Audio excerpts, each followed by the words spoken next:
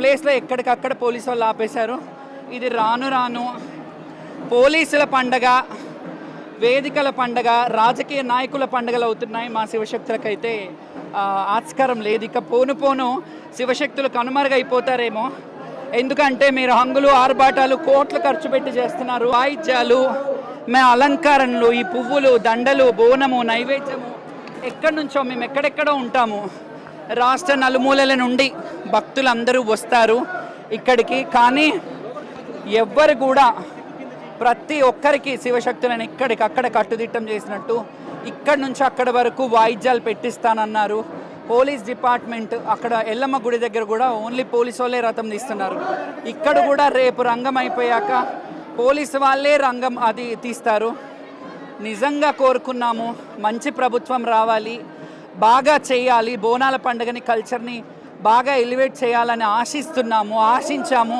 ప్రభుత్వానికి పలు విధాలుగా సహాయపడుతూనే ఉన్నాము. ప్రతి చోట వాళ్ళు చెప్పిన ప్లేస్లో వాళ్ళు చెప్పినట్టుగా ఇంతమందే రావాలి, ఈ టైంకే రావాలి, ఒక్క పొద్దుతో ఉండి అమ్మవారి నైవేద్యం పట్టుకొని అమ్మవారికి బోనం అన్నం అన్నం పెట్టడానికి వస్తుంటే ఓన్లీ విఐపీల కోసం ఏర్పాట్లు చేశారేమో నాకు తెలియదు. కానీ అమ్మకి పట్టెడు అన్నం పెట్టడానికి వస్తున్న మమ్మల్ని ఈ వివక్షత చూపించడం నాకు చాలా బాధగా ఉంది.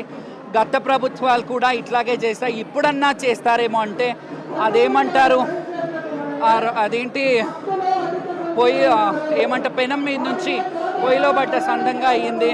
చాలా బాధ అనిపిస్తుంది. చాలా మంది శివశక్తులు గతంలో బల్కం పెట్టేటప్పుడు కూడా లాఠీ చార్జ్ జరిగింది. మళ్ళీ ఇప్పుడు చూస్తే ఈ రోజు కూడా కొన్ని బోనాలు కింద పడ్డ పరిస్థితి, చాలా మంది కూడా భక్తులు అదే చాలా బాధగా ఉంది. చాలా గొప్పగా చేస్తారని ఆశించాము, ప్రభుత్వానికి సహకరించాము. ఒక కమిటీ వేయండి అయ్యా, మాకు ఒక స్పెషల్, ఎందుకంటే మేము అనగానే అందరూ భక్తులు వస్తుంటారు. సంవత్సరాల నుంచి మమ్మల్ని చూసే ఆశతో మమ్మల్ని తగులితే బాగుంటుంది. మా నడిచిన కాలి కింద మట్టిని కూడా తీసి బొట్టు పెట్టుకునే భక్తులు ఉన్నారు. మీరు చూడొచ్చు, ఇక్కడ నన్ను తాకడానికి కూడా వేల మంది ఉంటారు. ఆ ప్రజల్లో నుంచి మేము బోనం తెస్తున్నాము. ప్రభుత్వాలు ఒకటే అంటాను నేను, అప్పుడు ఇప్పుడు ప్రభుత్వాలు ఏవైనా మారొచ్చు, కానీ మేము మాత్రం అలాగే ఉన్నాం. ఎండనక వాననక అమ్మవారి సేవలో ఉన్నాం. మమ్మల్ని కొంచెం గ్రహించవలసిందిగా విజ్ఞప్తి ప్రభుత్వానికి. ఎందుకంటే మా సహకారంతో మీరు చేస్తే ప్రభువులు బాగుండాలని మేము ఆశించే వాళ్ళం. రాజ్యమేలే రాజులు ప్రభుత్వాలు బాగుంటే మేము బాగుంటామని ఆశించి మీకు దీవెనార్తిచ్చి మీకు సపోర్ట్ చేస్తామని అనుకునే వాళ్ళని ఇలా చేస్తే ఖచ్చితంగా కమిటీ వేస్తానన్నారు, వేయలేదు. ఆ కమిటీ వేసినా కొంచెం ఐడి కార్డ్స్ అన్నా ఉన్నా మాకు ఒక ప్రత్యేకమైన ఏర్పాట్లు, పోలీసు వాళ్ళు ఐడి పాస్లు ఇస్తామన్నారు మా ఎంబటి వచ్చే వాళ్ళకి. ఎక్కడెక్కడ అమ్మవారి ఒడిబియ్యం వెనకాలనే వెళ్ళిపోయినాయి. అమ్మవారి మాతో వచ్చిన మహిళలు వెనకాలనే ఉన్నారు. పిల్లలు మీరు చూస్తున్నారు కదా ఏదో మెడల్ పట్టి తోస్తూ తెచ్చారు. ప్రభుత్వ గతంలో చిన్న అవాకులు చవాకులు ఉన్న మాట వాస్తవమే, కానీ ఇదంతా ప్రభుత్వం ఇట్లా చూస్తే మాత్రం గత ప్రభుత్వమే బాగుందేమో అనిపిస్తుంది. ఎందుకంటే రాను రాను మెరుగుపడుతుందని ఆశిస్తున్నాం.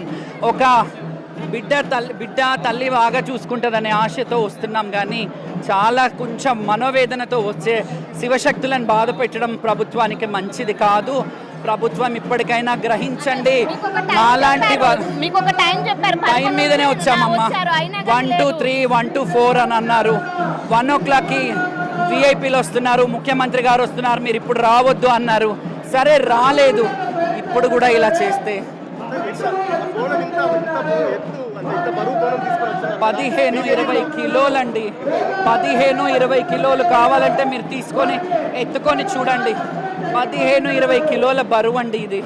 మేము ఈ బరువుని అమ్మ మీద పురిటి నొప్పులు ఎట్లా పోతాయో, అమ్మని చూస్తే బిడ్డకు పురిటి నొప్పులు ఎలాగైతే పోతాయో అలా అమ్మకి బోనం ఎక్కిస్తే మా బాధ, మేము ఎత్తుకున్న కష్టాన్ని మర్చిపోతాం. అట్లా అని అమ్మవారికి పట్టెడు అన్నం భంగం కాకుండా తేవాలని ఆశిస్తున్నాం. దయచేసి ఇట్లాంటి చర్యలు ఎప్పుడూ చేయకండి. మేము ఇంతగా శివశక్తులను సపోర్ట్ చేస్తున్నాము, ఎందుకు మీరు అర్థం చేసుకోవట్లేదు? ఎందుకు? నిజంగా చెప్తున్నాను, ఖచ్చితంగా మా శివశక్తులు ఎవరు మాకు సపోర్ట్ చేస్తే వాళ్ళతోనే ఉంటాం. మేము మళ్ళీ చెప్తున్నా, ప్రభుత్వాలు వస్తాయి పోతాయి, మేము శాశ్వతంగా బ్రతికున్నంత వరకు, ఊపిరి ప్రాణంలో ఊపిరి ఉన్నంత వరకు మేము అమ్మవారి సేవ చేసేవాళ్ళము. నేను చాలా ప్రభుత్వాలు, చంద్రబాబు నాయుడు గారిని చూశాను, రాజశేఖర రెడ్డి గారి పీరియడ్లో చేశాను, ఉమ్మడి ఆంధ్రప్రదేశ్ ఉన్నప్పుడు కూడా చేశాను, ఇప్పుడు చేశాను. Big TV, without fear or favor.